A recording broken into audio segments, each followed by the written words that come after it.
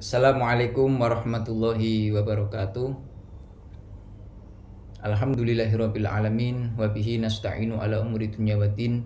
Wassalatu wassalamu ala sayyidina wa maulana Muhammadin wa ala alihi wa ashabihi ajma'in, amma ba'd. Adik-adik sekalian yang senantiasa kami banggakan, alhamdulillah pada pagi hari ini kita masih diberikan oleh Allah kenikmatan berupa kesempatan untuk bertolabul ilmi. Semoga kehadiran kita semua di sini dalam mengikuti perkuliahan PA ini dicatat oleh Allah sebagai amal hasanah, dan apa yang kita pelajari menjadi ilmu yang manfaat dan barokah fid dini wa dunya wal akhirah. Oleh karena itu, marilah kita awali perkuliahan pada hari ini dengan membaca doa basmalah bersama-sama. Bismillahirrahmanirrahim.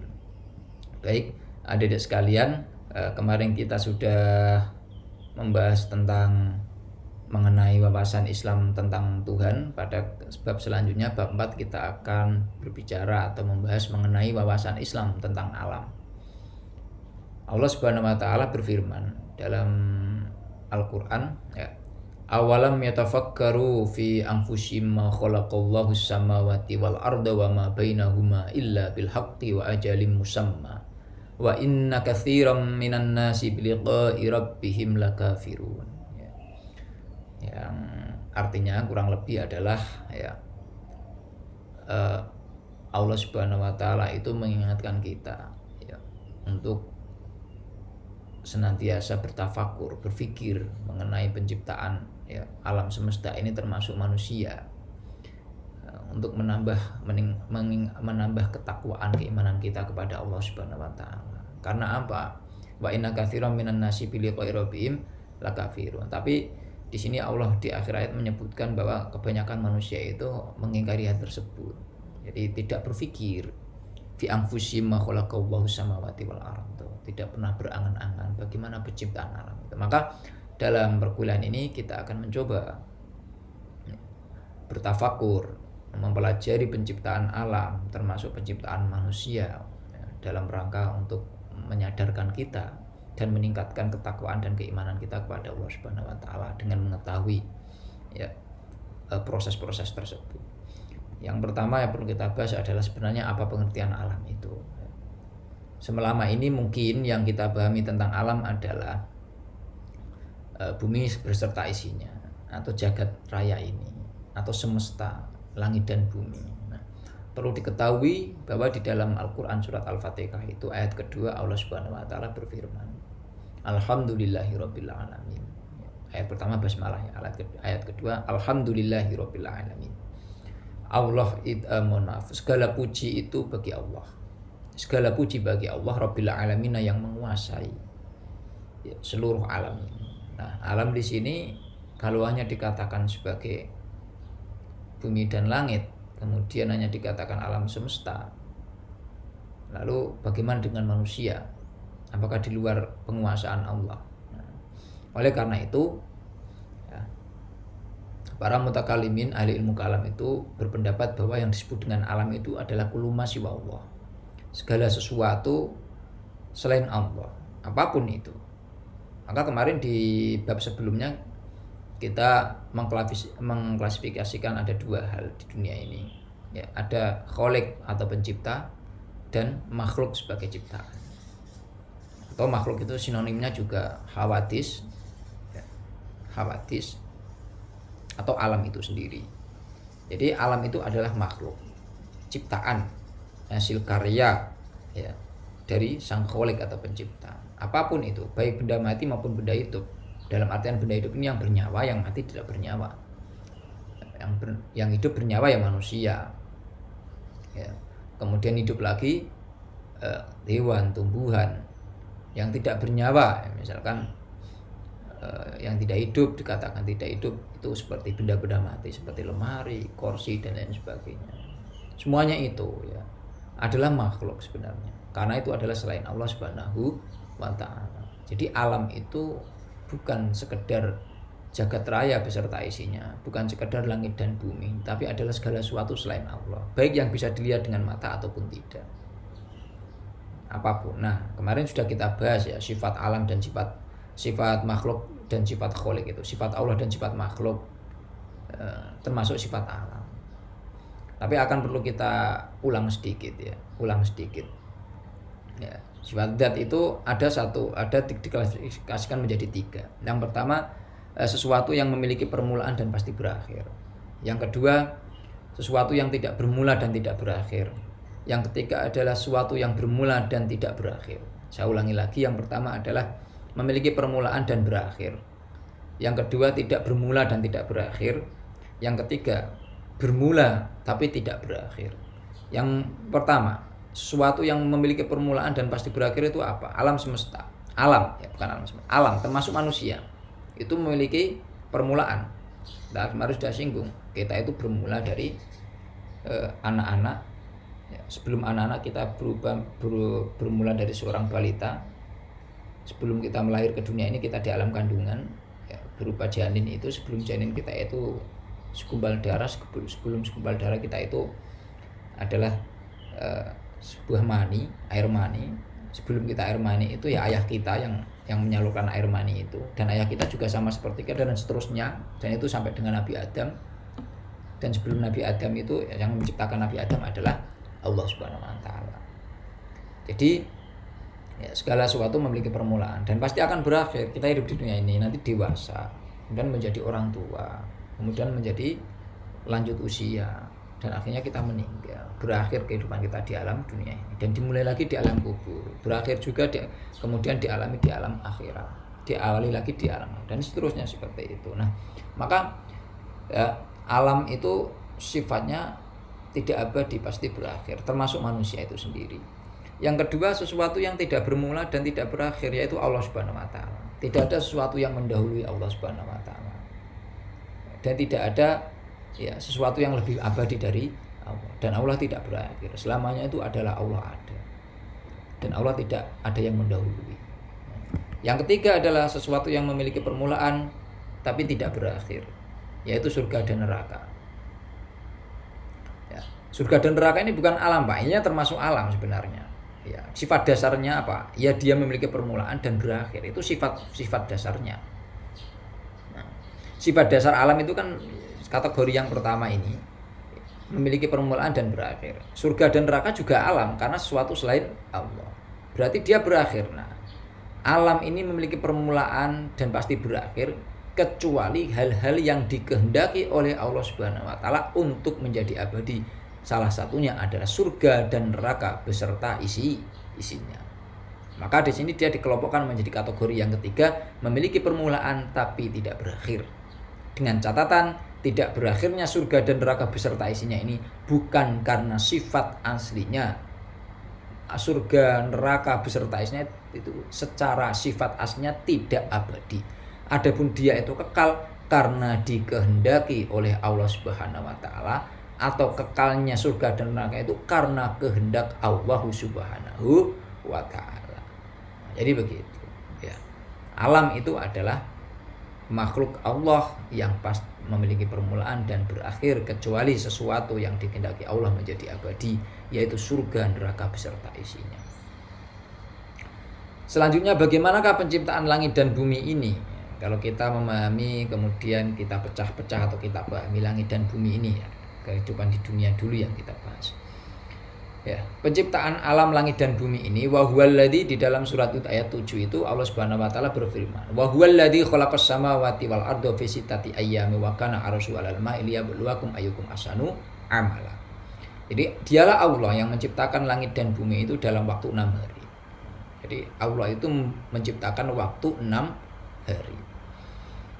Kalau menurut para mufassir ya, termasuk Quraisy Shihab, Muhammad Quraisy Shihab ini berpendapat bahwa memang penciptaan 6 hari itu dimulai dari hari Ahad dan berakhir di hari Jumat. Ya, banyakkan para mufassir seperti itu. Jadi Nah, tapi yang perlu digarisbawahi adalah ya, penciptaan alam yang diciptakan ya, Allah menciptakan alam ini selama 6 hari bukan karena Allah itu butuh waktu yang lama.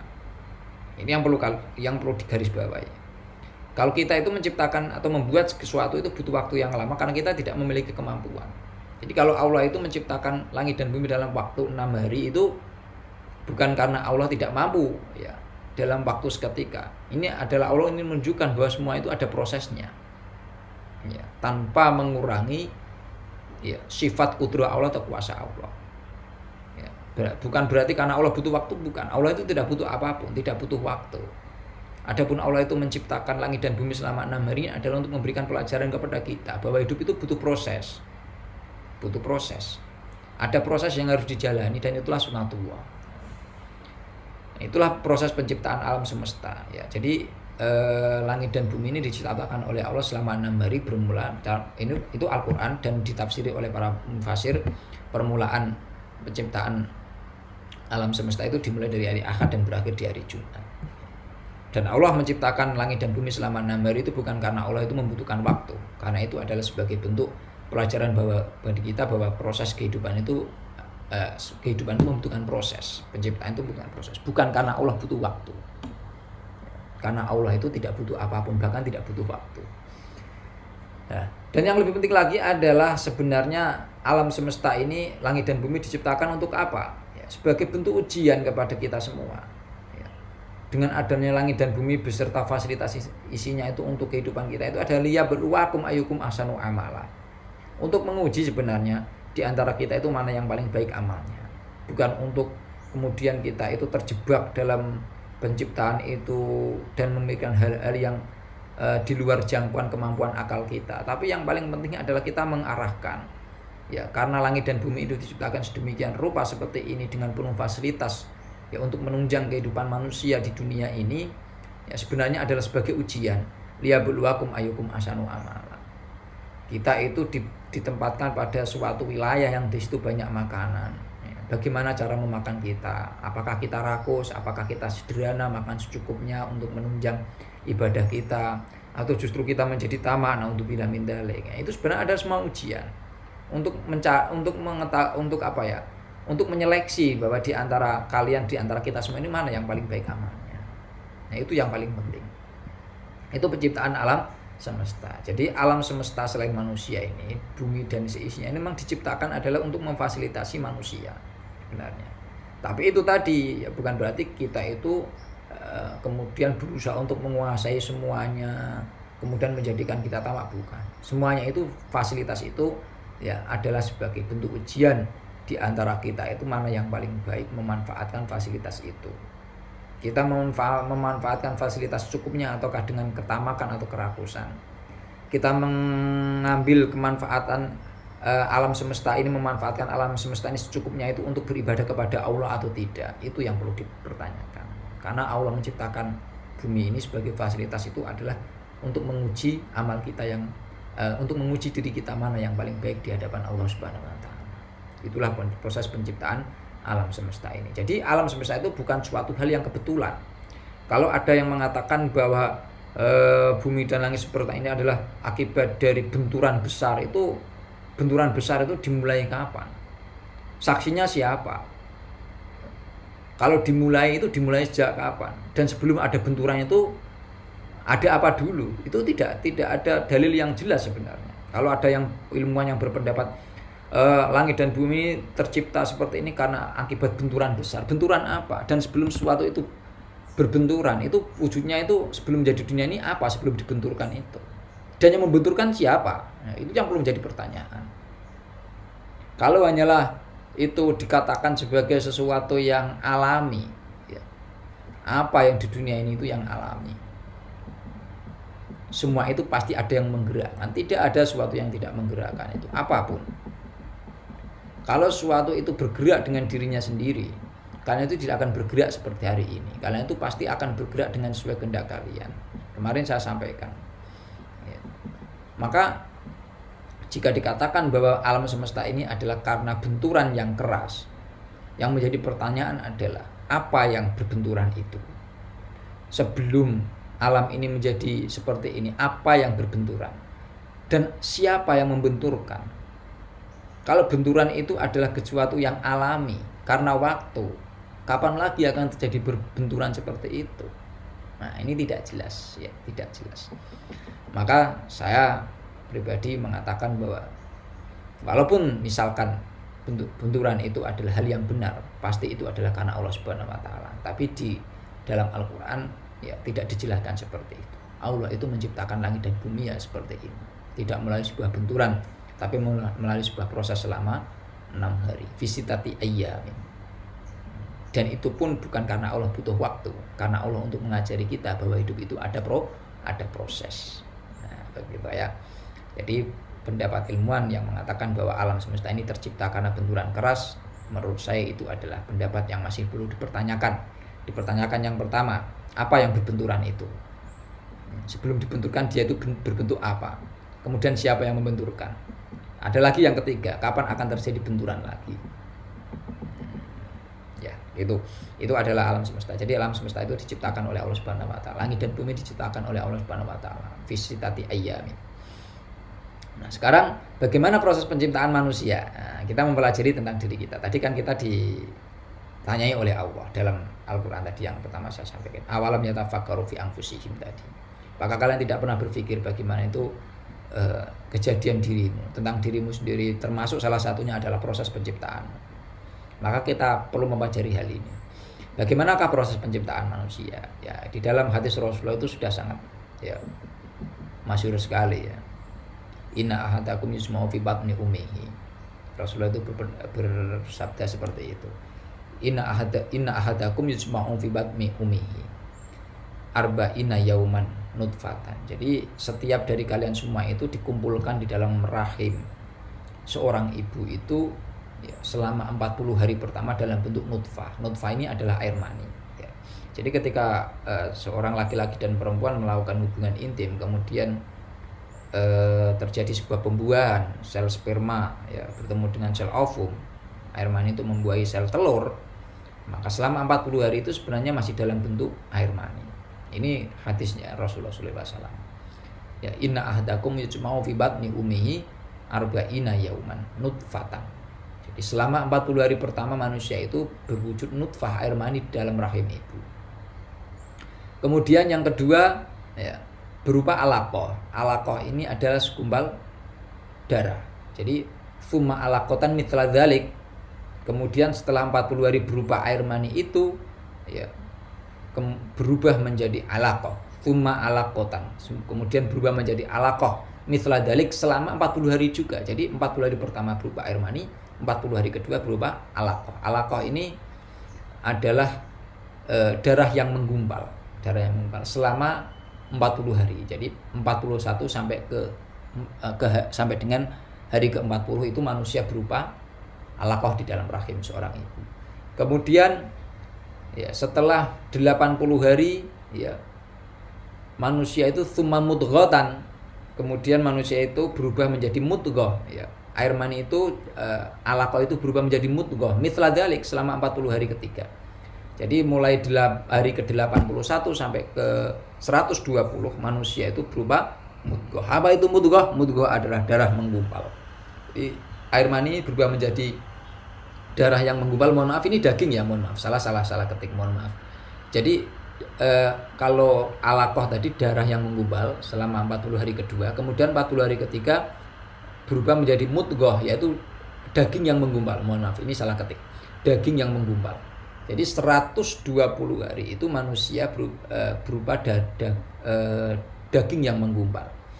Nah, setelah ya berubah menjadi daging yang menggumpal selama 120 hari itu, maka proses yang keempat adalah hidup. Setelah 120 hari manusia itu diberikan ruh oleh Allah. Mulai terbentuk kepala, hidung, kaki, tangannya mulai terbentuk dan disitulah Allah itu meniupkan ruh. Jadi tsumma mudghatan mithla dzalik.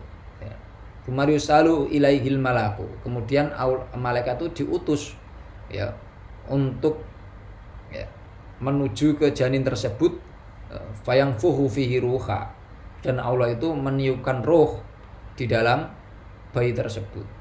Jadi setelah 120 hari ya mulai hari 121 itu Allah meniupkan roh di dalam janin dan disitulah mulai kehidupan di alam kandungan. Kalau sebelumnya belum hidup karena belum ada roh.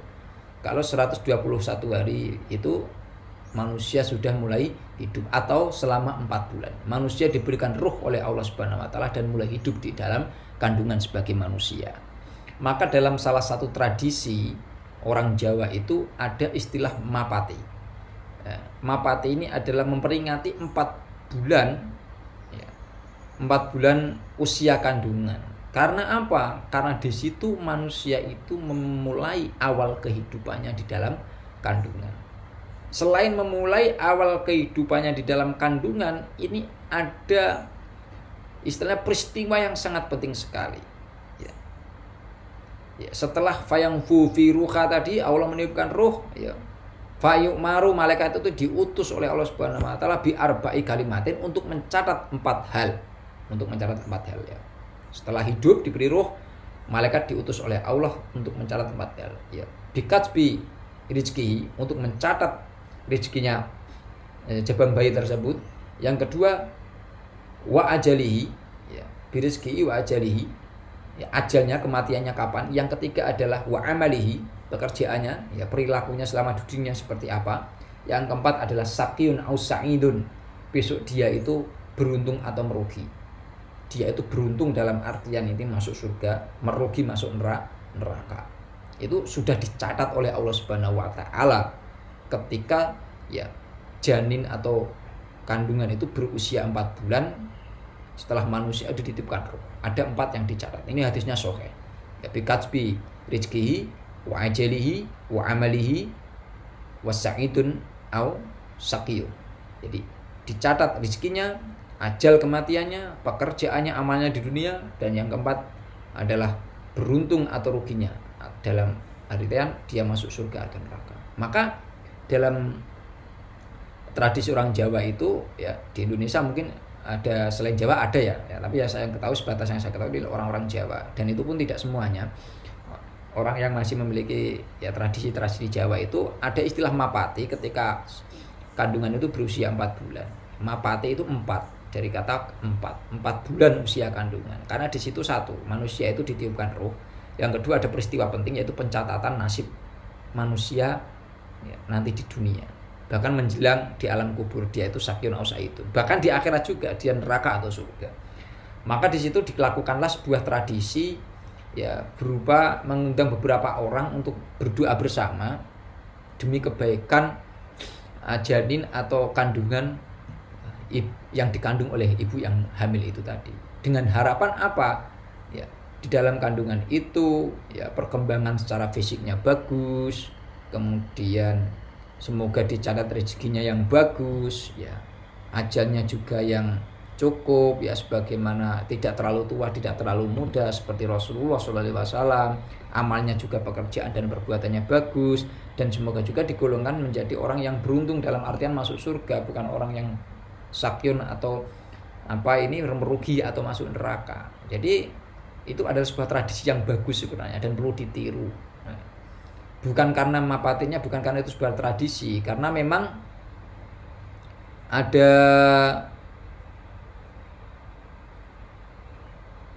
ada tujuan yang bagus, yaitu untuk mencikapi ini tadi. Mencikapi apa?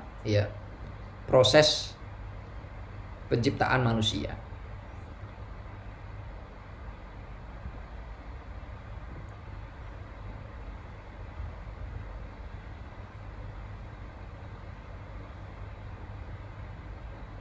Baik, itu adalah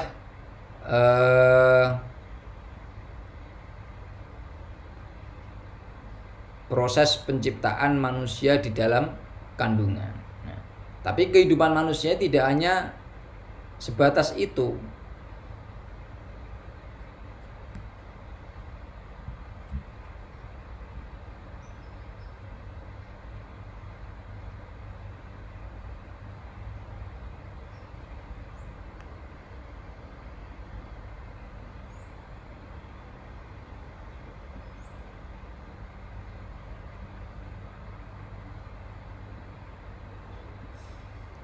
Baik, saya lanjut.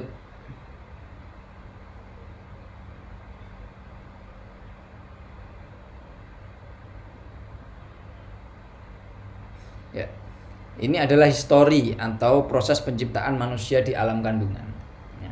Jadi kalau kita tarik keseluruhan ya proses penciptaan manusia itu ya, yang pertama kehidupan manusia adalah berupa air mani 40 hari pertama tadi di dalam kandungan. Yang kedua berupa segumpal darah 40 hari yang kedua. Yang ketiga adalah 40 hari yang ketiga ya, segumpal daging. Kemudian selama 120 hari kemudian dia mulai hari ke 121 atau 5 bulan pertama itu memiliki kehidupan di dalam kandungan sampai dengan lahir. Ya, lahir itu juga batasannya ya secara wajar itu manusia di dalam kandungan itu 9 bulan. Ya. Tapi ada juga manusia yang di dalam kandungan itu lama, termasuk Imam Syafi'i itu ya. Itu 14 tahun ya di dalam kandungan.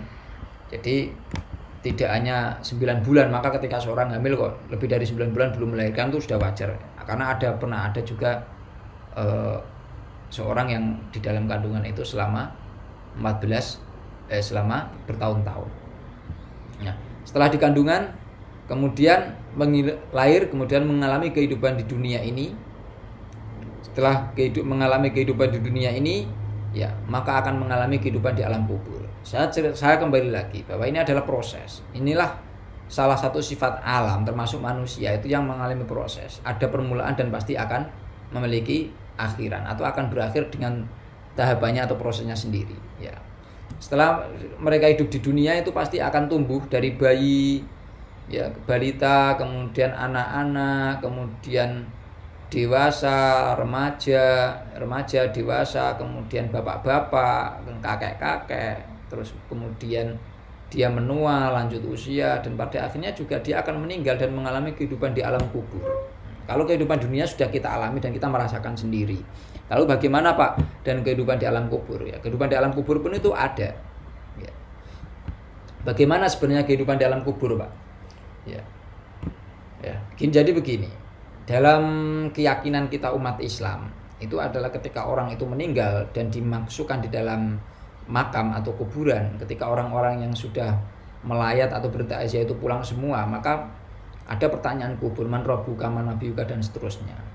Jadi ketika seorang itu ditanya tentang pertanyaan kubur tadi kok bisa menjawab, maka dia akan dipersilakan untuk beristirahat, ya menikmati alam kubur sampai dengan yaumil qiyamah. Begitu juga sebaliknya ketika seorang itu tidak bisa menjawab pertanyaan-pertanyaan kubur itu man rabbuka man nabiyuka dan man kitabuka seterusnya itu, maka dia akan mendapatkan siksa kubur. Jadi ada dua kategori itu, manusia yang mendapatkan nikmat kubur atau manusia yang mendapatkan siksa kubur. Maka saya tidak setuju ketika ada pemahaman bahwa ketika orang meninggal itu menjadi hantu. Jadi kalau seorang itu kok meninggal kemudian menjadi hantu, ini sangat naif sekali. Betapa enaknya orang meninggal itu, ya kan? Kalau kita misalkan berpikir bahwa orang yang meninggal itu bisa menjadi hantu, kan dia berarti punya kebebasan.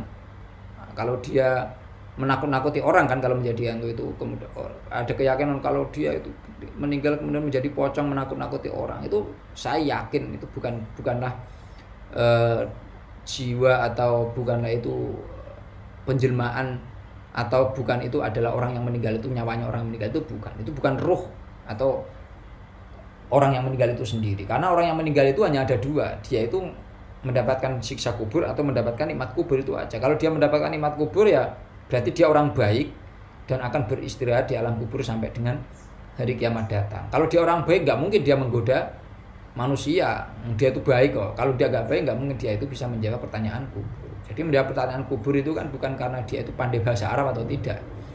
Jadi pertanyaan kubur itu kan menggunakan bahasa Arab ya, man rabbuka man nabiyuka.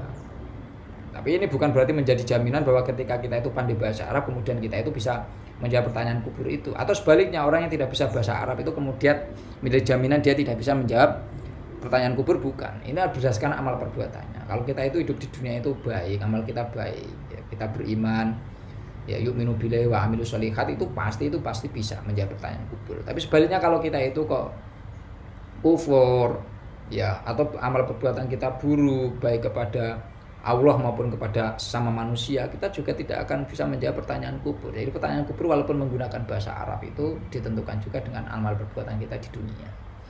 Nah, kalau di dunia itu orang baik kemudian bisa menjawab pertanyaan kubur, kan tidak mungkin dia itu kemudian menggunakan waktu untuk istirahatnya untuk menakut-nakuti orang. Kalau dia tuh punya sifat perilaku menakut-nakuti orang, berarti dia itu bukan orang baik. Lalu ya mungkin dia itu adalah orang yang mendapat siksa kubur. Bagaimana orang mendapatkan siksa kubur itu bisa menakut-nakuti orang? Itu enak sekali. Dia itu disiksa oleh malaikat sampai dengan hari kiamat kok. Dia bisa menakut-nakuti orang di dunia. Kalau misalnya itu terjadi, tidak ada orang yang takut mati, malah justru pengen cepat mati itu. Wah, saya pengen cepat mati aja, nanti kalau sudah mati itu kemudian saya itu bisa menakut-nakuti orang. Bahkan mungkin kebanyakan manusia ya itu kan suka menggoda orang lain.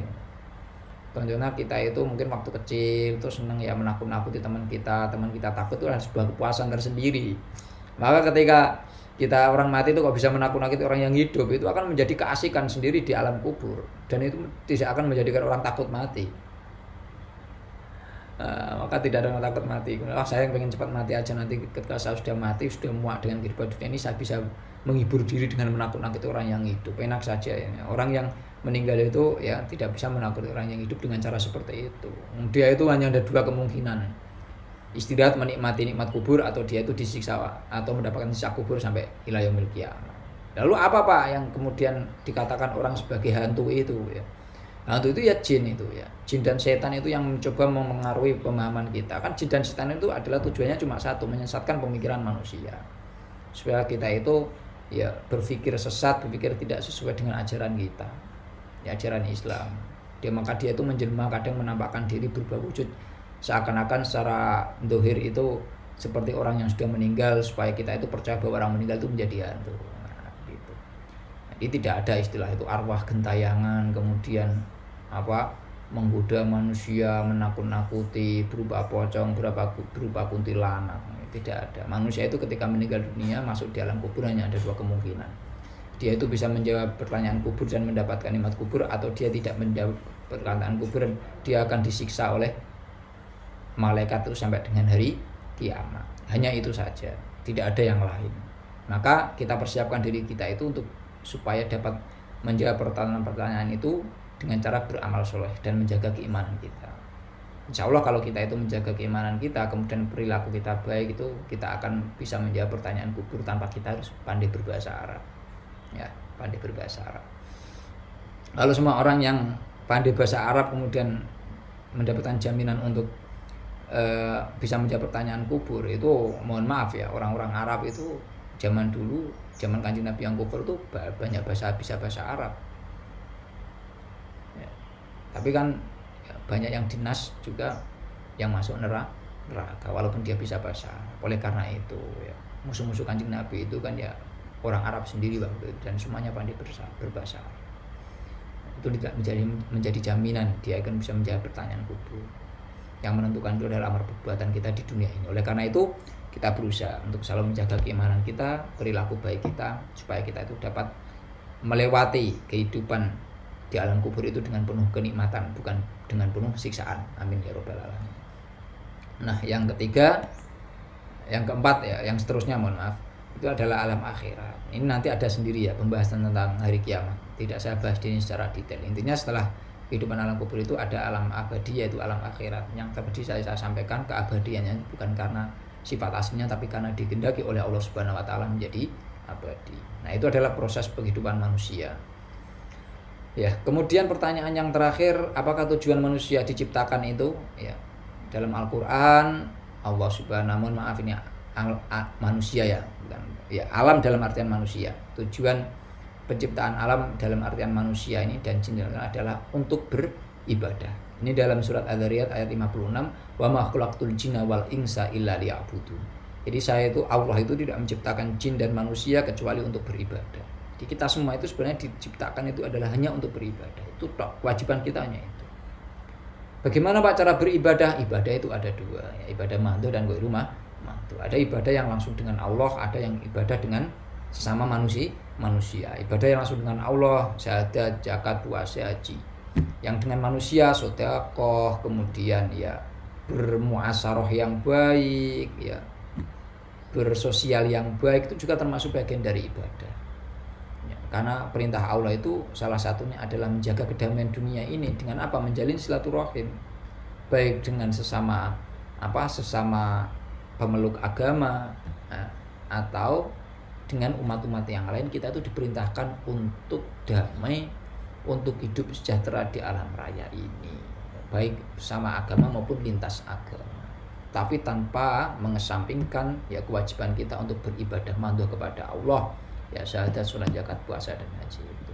Nah, jadi alam semesta itu diciptakan, manusia diciptakan itu adalah untuk beribadah kepada Allah Subhanahu wa taala. Oleh karena itu semoga kita itu menjadi manusia yang bisa senantiasa hidup dengan penuh keimanan kita stabil, kemudian ibadah kita lebih banyak daripada kemaksiatan kita, dan kita bisa menjadi orang yang sholih, ya, orang yang beramal baik, sehingga kita nanti di alam kubur bisa melewati alam kubur dengan penuh kenikmatan, dan kelak di akhirat kita semua dikumpulkan oleh Allah menjadi para ahlul jannah. Amin amin ya robbal alamin. Sekian perkuliahan pada hari ini, semoga bermanfaat. Apabila ada kurang lebihnya mohon maaf. Wallahul muwaffiq ila aqwamit thoriq. Wassalamualaikum warahmatullahi wabarakatuh.